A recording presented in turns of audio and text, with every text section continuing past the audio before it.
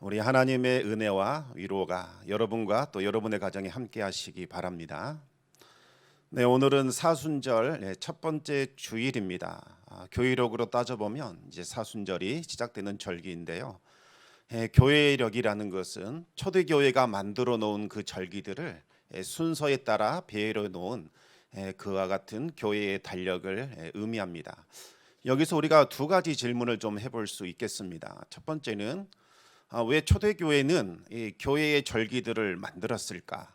또 두 번째 질문은 지금 우리가 왜 초대교회가 만들어 놓은 절기들을 지켜야 하는가? 이 두 가지 질문에 대답할 수 있어야 우리가 사순절에 대해서 이야기를 할 수 있겠습니다. 먼저 왜 초대교회는 교회의 절기들을 만들어 놓았을까요? 그 이유는 단 하나입니다. 바로 주님을 기억하기 위해서 교회의 절기들을 만들어 놓았습니다.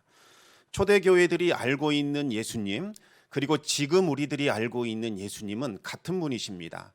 그렇지만 초대교회 성도들이 기억하고 있는 예수님과 지금 우리가 기억하고 있는 예수님은 차이가 날 수밖에 없지요. 여러분, 2002년 월드컵 한번 생각해 보시기 바랍니다. 2002년 월드컵을 경험해 보신 분들은 2002년 월드컵 이렇게 떠올리기만 해도 그날에 있었던 일들을 생생하게 기억해낼 수 있었습니다. 모든 국민이 빨간 옷을 입고 길거리를 뛰어다니면서 외쳤던 그날이 생생하게 떠오를 겁니다. 하지만 2002년 이후에 태어나신 분들은 이 월드컵에 대해서 이야기할 때에 누군가로부터 전해 들은 이야기 혹은 자료 화면을 통해서 경험하게 된 간접적인 경험을 가질 수밖에 없습니다. 그래서 그들이 갖고 있는 기억은 생생한 기억이라고 볼 수가 없겠지요.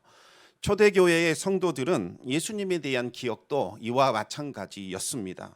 그들은 예수님을 직접 눈으로 보고 귀로 듣고 또 손으로 만졌습니다. 예수님이 가르쳐 주신 가르침을 직접 들었습니다. 그리고 예수님께서 보여주신 그 기적의 현장에 그들이 참여했습니다.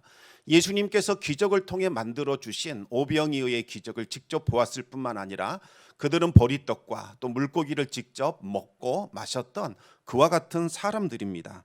또 십자가에 달리신 예수님을 직접 목격했고 예수님께서 십자가상에서 탄식하신 그 신음소리와 탄식소리를 생생하게 들었습니다. 또 십자가에서 흘러내리는 피를 직접 눈으로 보았지요. 예수님의 죽으심과 부활을 직접 목격한 사람들, 그들이 바로 초대교회의 성도들입니다. 그들은 부활하신 주님께서 구름을 타고 하늘로 올라가신 장면도 보았습니다. 그러면서 예수님께서 그들에게 해주신 말씀을 그들은 기억했습니다. 너희는 예루살렘을 떠나지 말고 내가 너희에게 약속하신 성령을 기다리라.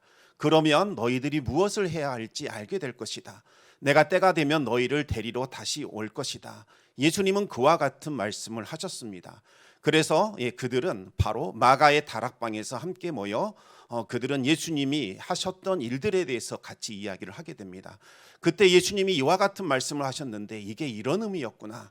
그들은 그와 같은 은혜를 나누면서 함께 예배하며 찬송하며 기도하며 예수님께서 약속하신 성령을 기다렸던 거지요. 그리고 예수님은 약속하신 대로 다락방에 모인 이 성도들에게 바로 성령을 부어주셨고 바로 여기에서부터 이제 초대교회가 시작이 된 겁니다. 초대교회는 반드시 다이리로 오신다는 주님의 약속을 기억하면서 주님이 오실 그때를 기다렸습니다. 마치 신부가 신랑을 맞이할 준비를 하면서 기다리듯이 초대교회 역시 신부의 입장이 되어서 신랑이 되시는 예수님을 기다리고 또 기다렸습니다. 때가 되면 반드시 오셔서 천국으로 데려갈 것이라는 그와 같은 믿음을 가지고서 다시 오신 주님을 기다렸던 겁니다. 초대교회가 함께 모였던 가장 큰 이유, 그것은 바로 예수님을 기다리는 것, 그것이었습니다. 다시 오시마 약속하신 주님을 기다렸습니다. 처음에는 주님이 금방 오실 줄로 알았습니다. 그래서 그들은 가지고 있던 소유를 다 팔아서 가난한 사람들을 구제할 수 있었고 또 날마다 모이기에 힘쓸 수 있었습니다. 또 예배 가운데 주님의 말씀을 기억하면서 함께 은혜를 나누고 기도하며 찬송을 했던 겁니다. 하지만 어찌된 일인지 기다림은 계속 지연이 되기 시작을 합니다. 그리고 시간이 지나면 지날수록 기다리는 일이 쉽지 않았습니다. 핍박과 환난과 시험이 끊이지 않았던 거지요. 기다림에 지친 성도들은 하나 둘씩 이제 믿음에서 이탈하기 시작을 합니다. 그래서 초대교회는 모일 때마다 마라나타를 외쳤습니다. 마라나타, 이 뜻은 주 예수여 오시옵소서, 그와 같은 의미인데 아주 애끓는 기다림의 간구였던 겁니다. 초대교회는 주님이 오실 때까지 주님을 잊어버리지 않기 위하여 절기를 만들어 지켰던 겁니다. 가장 먼저 초대교회는 주일을 정하여 함께 그날 모였습니다. 왜 안식일인 토요일이 아니라 일요일 날인 주일에 그들은 모였던 걸까요? 바로 그날에 주님이 부활하셨기 때문입니다. 부활의 주님을 기억하고자 이제는 주일을 주님의 날로 정하여 함께 모여 예배를 드렸던 겁니다. 그러면서 모인 자리에서 누군가가 이렇게 이야기를 하지요. 형제 자매 여러분, 우리 주님께서 우리에게 뭐라고 말씀하셨습니까? 사랑하라고 말씀하셨습니다. 우리가 서로 사랑해야겠지요. 만약 우리가 서로 사랑하지 못하고 자꾸 형제 자매의 그러한 잘못과 허물을 기억하며 우리가 용서하지 못한다면 주님 오셨을 때에 얼마나 실망하겠습니까? 우리가 어떻게 주님의 낯을 뵐 면목이 있겠습니까? 그와 같이 말씀을 나눈 후에 또 교제하면서 떡을 떼며 그들은 함께 예배를 드렸던 겁니다. 그리고 헤어질 때는 또다시 서로를 축복하면서 삶의 자리로 파송해 주었습니다. 아무리 힘들고 어려워도 우리 주님 잊지 맙시다.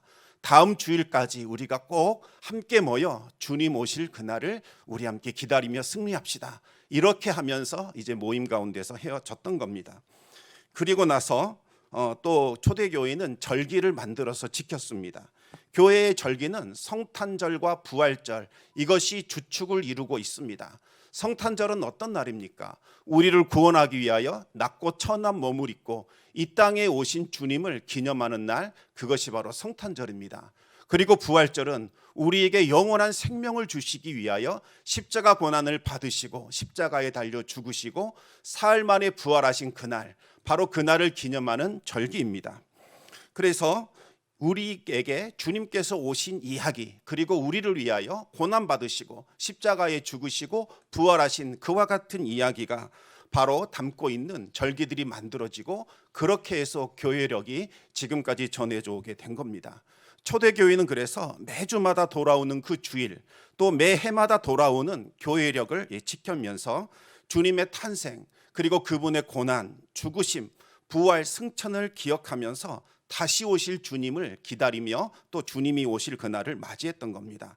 단순히 지식적으로만 기억했던 것이 아니라 몸과 마음을 다하여 기억을 했던 거지요. 초대교회는 이렇게 주일 예배와 교회력을 통해서 주님을 기억했고 주님과의 약속을 지켜 나갔던 겁니다. 지금 우리가 이렇게 주일에 함께 모여 예배를 드리고 또 교회력을 지키는 것도 같은 이유입니다. 초대교회의 그 성도들처럼 주님을 기억하고 다시 오실 주님을 맞이하고자 주일에 모여 우리가 함께 예배를 드리는 것이요, 교회력을 지키는 겁니다. 그리고 우리가 성도들을 지켜보면서 믿음의 자리를 계속 지키고 있구나, 혹은 주일에 보이지 않으면 왜 어찌된 일로 우리가 함께 예배를 드리는 믿음의 용사들이 보이지 않는 걸까? 어떤 일이 있었을까? 혹시 믿음에서 이탈된 것은 아닐까? 그렇게 서로 관심을 보이면서 사랑과 선행을 격려하며 주님이 오실 그날까지 믿음의 길을 걸어가고 되는 거지요. 따라서 우리는 이 주일 예배 그리고 교회력을 통해서 우리 주님을 기억할 뿐만 아니라 주님을 맞이할 준비가 되어 있는지 스스로를 점검하고 돌아보게 되는 겁니다. 특히 이제 시작되는 이 사순절은 바로 부활절을 준비하는 절기입니다. 주일을 제외한 40일을 기념하여 지키기 때문에 사순절이다 이렇게 부르는 거지요. 숫자 40은 고난과 관련된 숫자입니다. 예수님께서 광야에서 40일간 시험을 받으셨고 또 이스라엘은 40년간 광야에 시험을 받으면서 그와 같은 삶을 살았습니다. 따라서 사순절을 맞이한 우리 성도들은 예수님의 십자가 그 고난을 그리고 죽음을 기억하면서 자기 절제, 회개하는 삶을 살아가면서 또한 사랑의 실천을 나누는 그와 같은 삶을 살아야겠습니다. 지난 수요일부터 우리 교회는 여러분들에게 사순절 매일 묵상 자료를 발송해 드리고 있습니다. 여러분의 삶의 자리에서 매일 묵상 자료를 통해서 주님을 기억하시면서 경건한 생활에 힘쓰시기 바랍니다. 주님이 받으신 그 십자가의 고난 그리고 죽으심이 바로 나를 위한 것, 우리의 구원을 위한 것이라는 것을 기억하면서 늘 자기 절제하시고 또 회개하는 삶을 사시고 또 사랑을 실천해 보는 삶을 살아가시기를 우리 주님의 이름으로 축원합니다.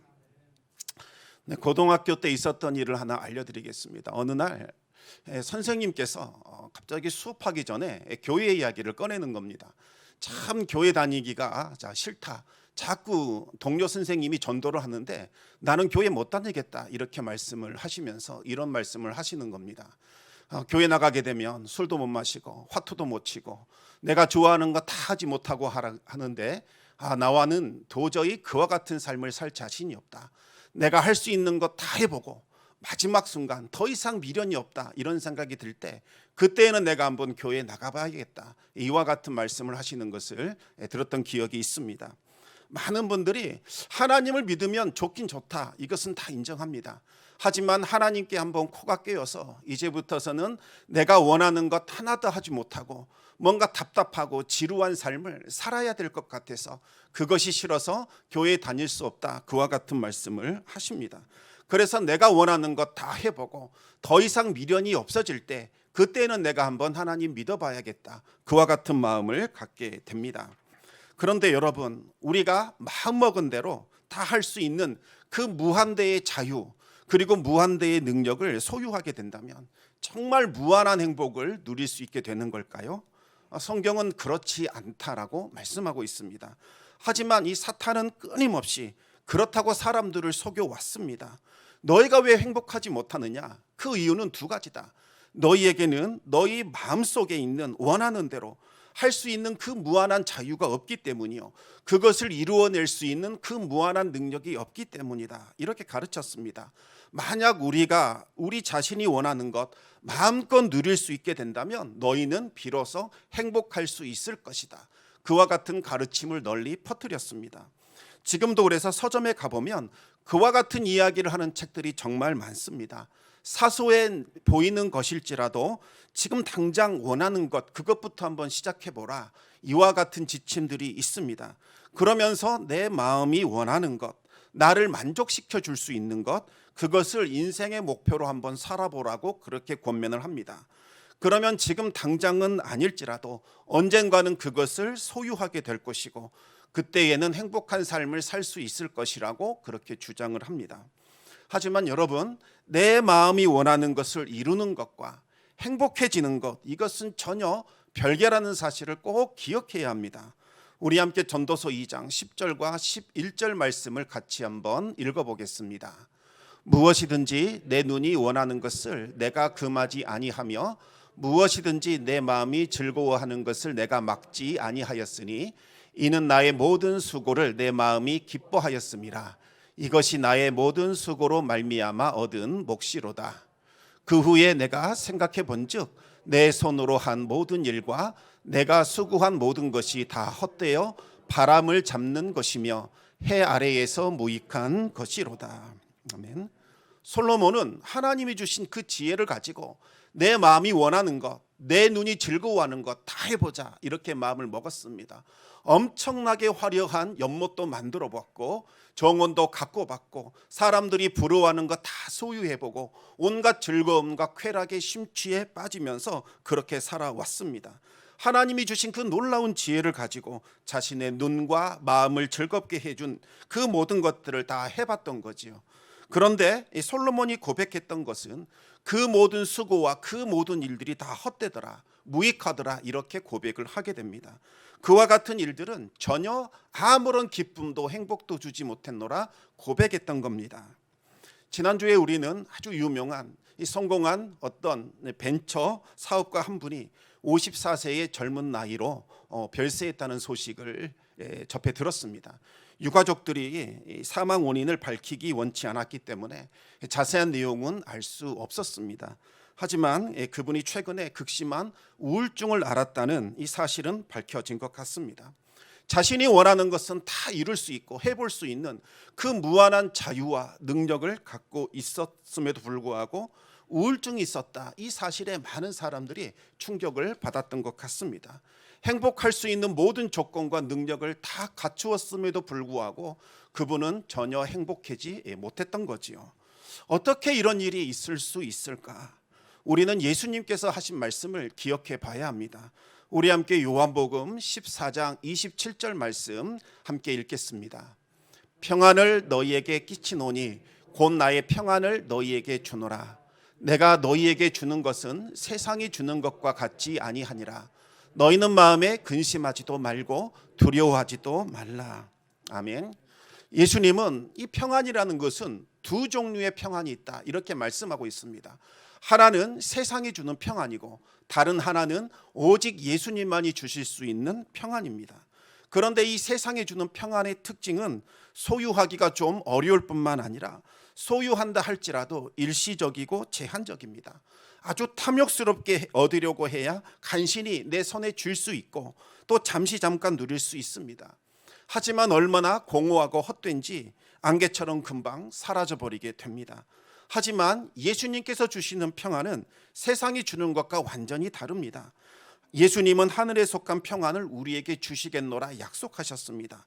주님이 주시는 그 평안을 소유한 사람은 어떤 상황에도 두려움이나 염려에 휩쓸리지 않습니다. 오히려 모든 것을 다 빼앗긴 그 순간에도 여전히 기쁨과 즐거움을 누릴 수 있게 됩니다. 하박국 선지자는 하나님이 주신 평안, 그 평안을 맛본 후에 이렇게 고백을 했습니다. 우리 함께 하박국 3장 17절 18절 말씀을 같이 읽겠습니다. 비록 무화과 나무가 무성하지 못하며 포도나무에 열매가 없으며 감람나무에 소출이 없으며 밭에 먹을 것이 없으며 우리의 양이 없으며 외양간에 소가 없을지라도 나는 여호와로 말미암아 즐거워하며 나의 구원의 하나님으로 말미암아 기뻐하리로다. 아멘.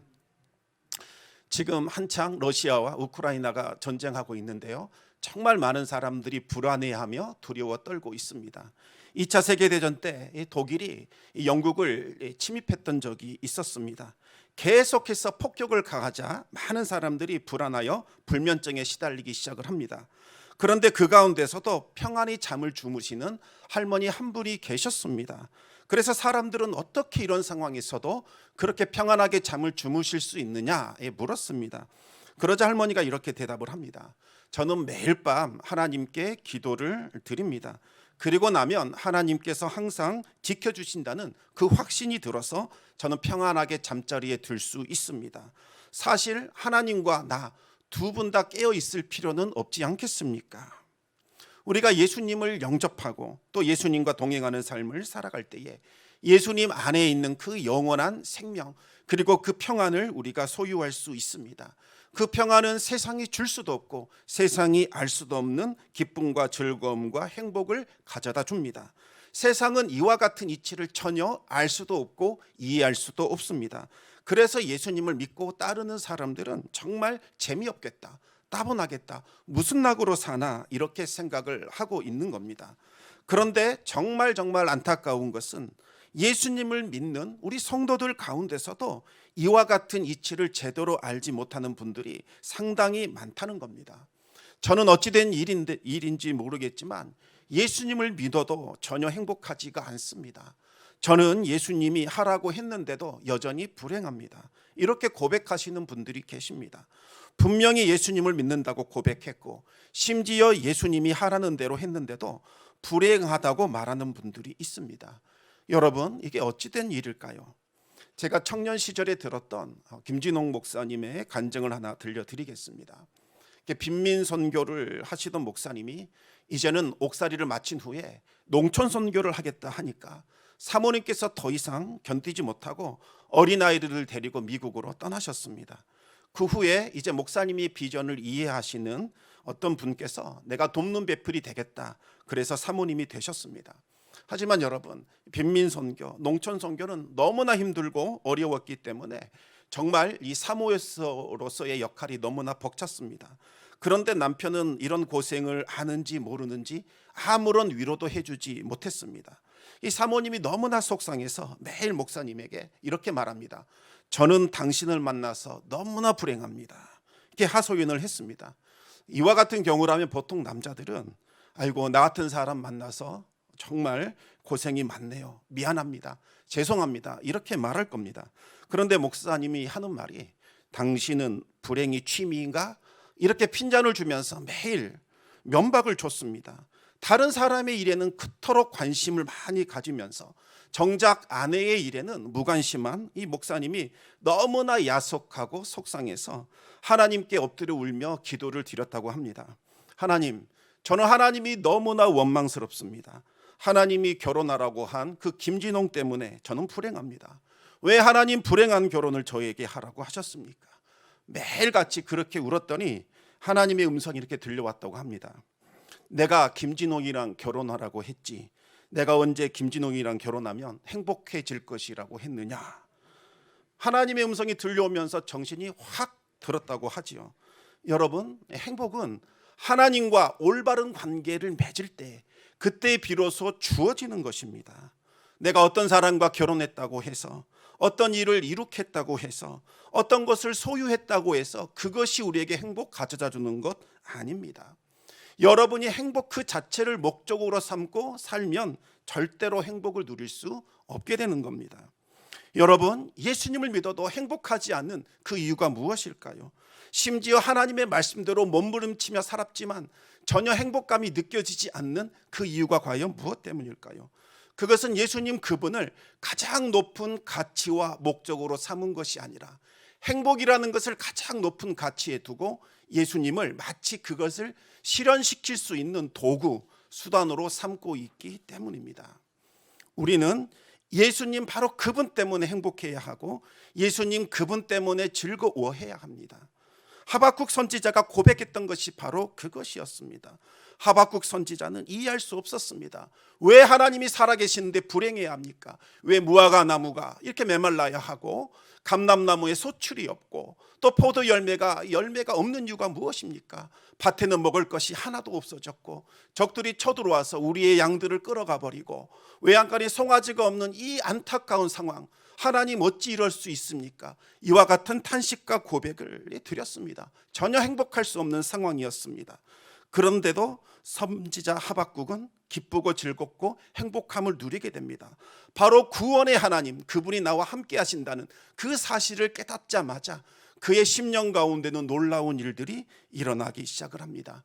하나님께서 주시는 평안, 하나님께서 주시는 기쁨이 그의 심령을 가득히 채웠기 때문입니다. 지금 상황은 암담합니다. 절망적이었습니다. 그러나 하박국의 눈은 이제 소망의 하나님을 바라보면서 기쁜 노래를 부를 수 있었습니다. 주 여호와는 나의 힘이시라. 나의 발을 사슴과 같게 하사 나를 나의 높은 곳으로 다니게 하시리로다. 그와 같은 놀라운 찬송, 승리의 고백을 드릴 수 있었던 겁니다. 여러분, 반드시 기억해야 할 사실이 있습니다. 하나님께서 우리의 환경을 바꿔주셔서 그 결과로 우리가 행복해지는 것이 결코 아닙니다. 하나님이 먼저 우리 자신을 변화시켜 주셔서 우리가 행복해지게 만들어 주시고 그 결과로 우리의 주변들이 변화가 되고 우리의 환경이 바뀌게 된다는 사실입니다. 하나님께서 나와 갈등을 일으키는 그 사람들을 다 처벌해 주시고 다 바꿔주셔서 나를 행복하게 해주시는 것이 아니라 하나님께서 먼저 나를 바꿔주셔서 나를 행복하게 만들어 주시고 그 행복으로 다른 주변 사람들을 행복하게 만들고 그들을 변화시켜 주신다는 사실을 꼭 기억해 주시기 바랍니다. 예수님을 믿고 예수님과 동행하는 사람은 자기 자신의 주변에 행복과 기쁨을 전해주는 피스메이커, 평화를 만들게 하는 자, 그와 같은 자로 사용하신다는 사실을 우리는 기억해야 합니다. 하나님은 주변 환경을 바꾸셔서 우리 성도들을 복되게 만들어 주시는 것이 아니라 성도들에게 복을 부어 주셔서 주변을 변화시키고 온 세상을 변화시켜 주시는 그와 같은 일들을 행하시는 분이십니다. 이것이 바로 믿음의 조상 아브라함을 복의 통로로 삼으셔서 세상을 구원하시겠다는 바로 하나님의 구원 계획이셨습니다. 그 구원 계획이 이제는 십자가, 예수 그리스도의 십자가 안에서 모든 성도들과 모든 교회들에게 사명이 주어졌습니다. 바울은 오늘 우리가 읽은 본문에서 이와 같은 말씀을 지금 하고 있는 겁니다. 고린도 교회는 정말 다양한 사람들이 모여 있었습니다.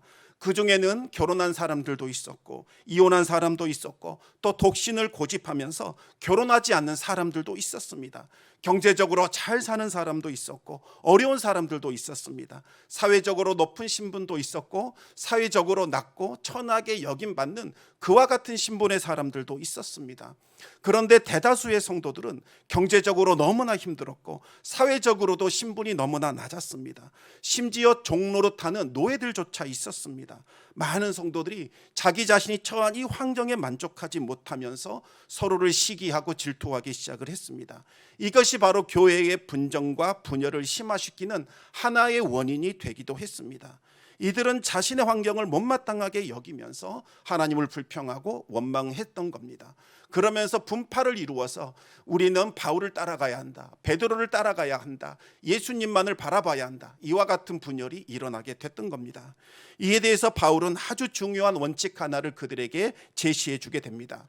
우리 함께 고린도전서 7장 17절 말씀을 같이 읽겠습니다. 오직 주께서 각 사람에게 나눠주신 대로 하나님이 각 사람을 부르신 그대로 행하라. 내가 모든 교회에서 이와 같이 명하노라. 아멘. 처음 부르심을 받은 그대로 행하라는 겁니다. 여기서 행하라는 말은 믿음의 길을 걸어가라, 이와 같은 의미입니다. 한마디로 자신의 환경이나 처지를 탓하지 말고 주어진 그 환경에서 최선을 다하여 믿음 생활하라는 권면입니다. 만약 할례 받은 유대인의 상태에서 예수님을 믿었다면 굳이 받은 그 할례를 없애려고 하지 말고 그 상태로 신앙생활 하라는 거지요. 또 할례 받지 않는 이방인의 상태에서 예수님을 믿었다면 굳이 할례 받으려고 하지 말고 그 상태로 신앙생활 하라는 겁니다.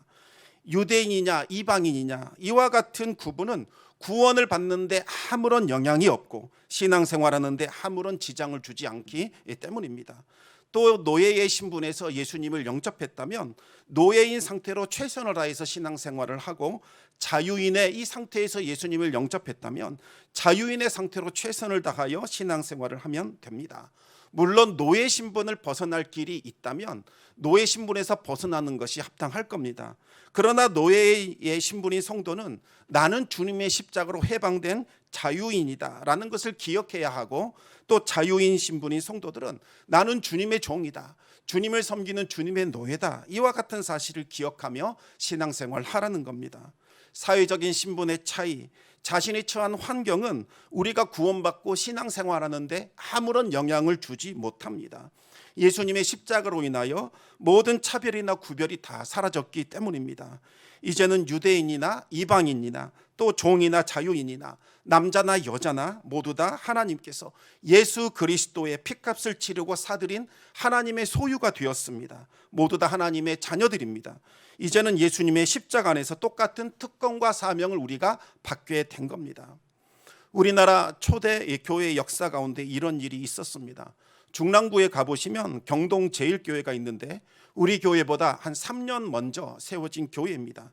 그 교회에 엄귀현이라는 영수가 있었는데 그분은 말을 끄는 천한 신분의 마부였습니다. 그런데 어느 날 이 왕손, 왕의 자손인 말을 끌게 되는 그와 같은 일을 하게 됐는데 아주 극진하게 모셨습니다. 주막에서 잠을 잘 때에도 불침번을 설 정도로 자기 자신에게 맡겨진 일에는 정말 정성을 다했습니다. 이것을 대견하게 본 왕손이 이것저것을 묻게 됩니다. 그러자 이때 그 마부가 왕손을 아주 당혹스럽게 하는 이야기를 하게 됩니다. 날이 황송하오나 오늘부터 예수를 믿으소서. 그래야 나리도 죄사함을 받고 영생을 얻을 수 있습니다. 저는 예수를 믿고 마음이 너무나 기쁘고 행복합니다.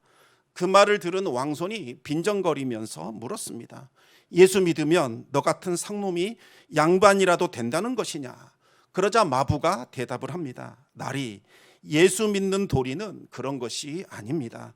제가 양반 되기 위하여 예수 믿는 것이 아니라 마부 노릇을 잘하기 위하여 예수 믿는 겁니다. 이 말을 들은 그 왕손은 예수님을 믿고 영접하게 되었고 우리나라 왕족 출신으로는 최초의 목사가 되었습니다. 이분이 바로 저 남대문 교회 승동교회를 담임하신 이재영 목사님이십니다. 천한 마부가 자신에게 주어진 상황, 이 환경 감사하게 받아들이고 주님께 하듯이 최선을 다했더니 하나님께서 그 사람을 통하여 그의 주변을 변화시키는 은혜의 역사를 나타내 주신 겁니다. 우리 함께 고린도전서 7장 24절 말씀 같이 읽겠습니다. 형제들아, 너희는 각각 부르심을 받은 그대로 하나님과 함께 거하라. 우리가 집중해야 할 것이 있다면 지금 내가 어떤 모습인가, 지금 내가 어떤 상황과 환경 가운데 있는가, 이와 같은 것이 아니라 지금 내가 하나님과 동행하고 있는가, 하나님과 함께 거하고 있는가, 이것을 집중해야 한다는 말씀입니다. 환경을 뭔가 좀 바꿈으로써 행복해지려고 하면 여러분 실패할 수밖에 없습니다. 나를 바꿔야 합니다. 여러분 자신을 바꾸시기 바랍니다. 왜 내 주변에는 나를 괴롭히는 사람들이 많을까? 다 주변 사람들 탓이다, 이렇게 생각하지 마시고, 하나님께서 나에게 새로운 사명과 새로운 임무를 주셨구나, 내가 낮아지자, 내가 겸손해지자, 내가 축복하는 자가 되자, 나를 한번 바꿔보시기 바랍니다. 사람이나 어떤 환경을 탓하는 마음, 불평하는 마음, 원망하는 마음 다 내려놓으시고 오직 하나님께 집중하시기 바랍니다. 지금 나에게 주어진 모든 것들, 나에게 주어진 시간, 장소, 환경, 사람들, 이 모든 것에 감사하면서 하나님과 동행하는 삶에 한번 집중해 보시기 바랍니다. 지금 주어진 모든 일들을 마치 주님께 하듯이 정성을 다하여 최선을 다하여 한번 노력해 보시기 바랍니다. 그러면 바뀌기 시작을 합니다. 내 안에 먼저 변화가 일어나기 시작을 하고, 내가 바뀌면 내 주변과 환경과 사람들이 변화되는 그와 같은 일들이 일어나게 됩니다. 사랑하는 성도 여러분, 이번 사순절 기간 동안에는 오직 주님께만 한번 집중해 보시기 바랍니다. 모든 근심, 걱정, 염려거리 다 내려놓으시고 주님과 동행하는 데 힘써 보시기 바랍니다. 그 어떤 것도 주님과 동행하는 삶을 방해하지 않도록 결단해 보시고 주님께만 초점을 맞추겠습니다, 그렇게 한번 마음을 먹어보시기 바랍니다. 무엇보다도 주님께 감사하는 마음으로 여러분의 기도와 모든 간구의 제목들을 올려드리시기 바랍니다. 그러면 하나님의 평강이 여러분의 마음과 생각을 지켜주실 것입니다. 마지막으로 빌립보서 4장 6절 7절 말씀 우리 같이 한번 신앙 고백 가운데 읽어보겠습니다. 아무것도 염려하지 말고 다만 모든 일에 기도와 간구로 너희 구할 것을 감사함으로 하나님께 아뢰라. 그리하면 모든 지각에 뛰어난 하나님의 평강이 그리스도 예수 안에서 너희 마음과 생각을 지키시리라. 아멘. 하나님이 주시는 위로, 평강, 그것을 통해서 여러분의 삶에 변화가 일어나게 될 겁니다. 그리고 주변이 변화되는 하나님의 은혜가 나타날 줄로 믿습니다. 하나님이 함께 하시는 귀하고 복된 은혜의 삶을 살아갈 수 있기를 우리 주님의 이름으로 축원합니다. 기도하겠습니다. 아버지 하나님, 감사합니다. 우리가 잊지 말고 기억해야 할 분, 바로 예수 그리스도, 우리 마음판에 새겨지게 하여 주시옵소서. 초대교회 성도들이 매일 주일을 구별하여 거룩한 날로 지키며 그들이 함께 모여 주님의 말씀을 기억하며 주님 오실 날을 힘써 지키며 그렇게 약속을 따라 살았듯이 우리 또한 그와 같은 삶을 살게 하여 주시옵소서. 세상 근심, 걱정, 염려에 아버지 하나님 사로잡히느라 주님을 잊어버릴 때가 너무나 많습니다. 다시 데리러 오마 약속하셨던 주님의 약속이 잊혀질 때도 있습니다. 아버지 하나님, 우리의 마음속에 다시 주님의 말씀이 새겨지게 하여 주시고 주님을 사모하며 마라나타 어서 오시옵소서 고백할 수 있는 우리의 성도의 삶을 살아갈 수 있도록 인도하여 주시옵소서. 특별히 이번 사순절 기간 동안에는 우리를 위하여 십자가를 지신 우리 주님의 고난과 죽으심과 부활을 묵상하며 자기 절제와 또 회개와 사랑의 실천을 나누는 삶을 살아갈 수 있도록 인도하여 주시옵소서. 모든 말씀 우리 주 예수 그리스도 이름으로 기도드리옵나이다.